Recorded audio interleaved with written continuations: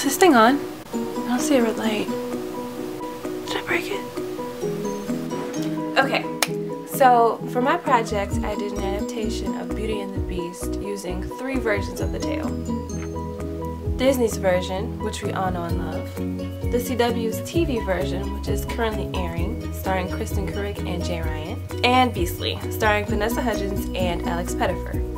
I used bits and pieces from all of them, but there are a lot of things from Disney that I alluded to. For instance, the Beast in my story has a lot of golden candelabras and mantle clogs.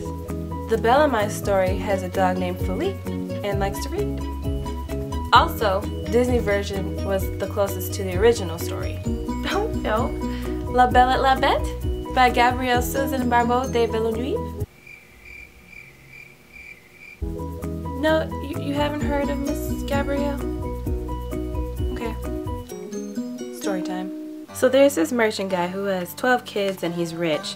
Suddenly he starts losing money. He loses his ships to pirates and storms, his accountants scam him, and his house burns down.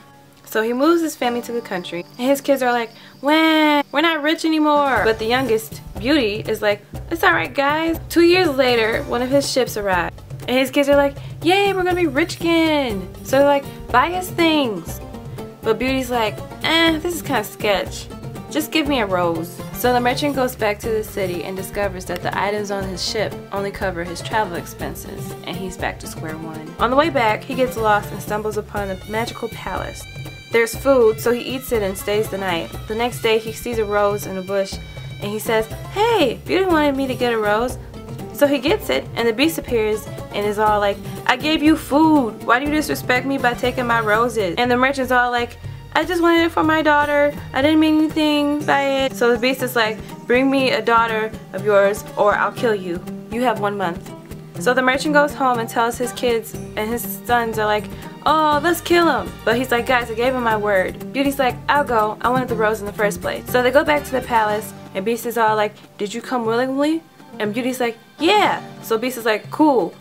So she stays, and Beast and she become best buds. Every night, she dreams of this handsome prince, and he's like, "Set me free, don't trust your eyes." And she's like, "I don't care what that means." She enjoys the magic castle, but she gets homesick.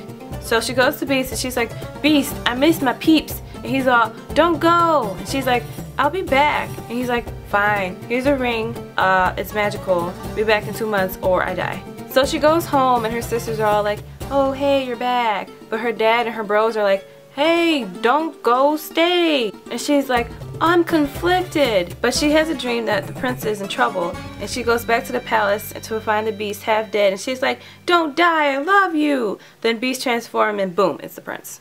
Anyway, in my version, the Beast is Adam Beaumont, a hothead who just inherited a chain of hospitals. You know, Beaumont, as in Beaumont Hospitals, as in... Do you have a Beaumont doctor? Moving on, his younger brother Gaston poisons him so that he can get this hospital when he dies. So Adam's hair falls out and his veins become all dark and noticeable. So he secludes himself in his mansion and hires a live-in nurse. Enter the Belle in this story, Isabel. So original. Over time, she calms down his temper and they fall in love and they finally kiss and they get a call from the toxologist. Hello? Oh, yay, you're still alive. Okay, hey, figured it out. The poison, it's a berry that's native to South America.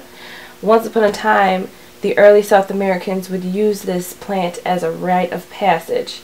Yes, so they would give this to the couple in question, and the couple would ingest it, and if they were in love, they didn't die.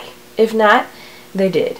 So it turns out that the cure is a reaction that the body makes. It involves the hormones dopamine, oxytocin, and testosterone, and these are exchanged and produced through a kiss. As for the influences from the other works, I use the CW's method for the curse as inspiration. In their version, the Beast is scientifically engineered, so that inspired me to go biological with it. Because I wanted my story to be somewhat realistic, it made more sense to go with poison over magic. It also helped me keep the story in the present. As for aesthetics, I like the way Beastly portrays the curse.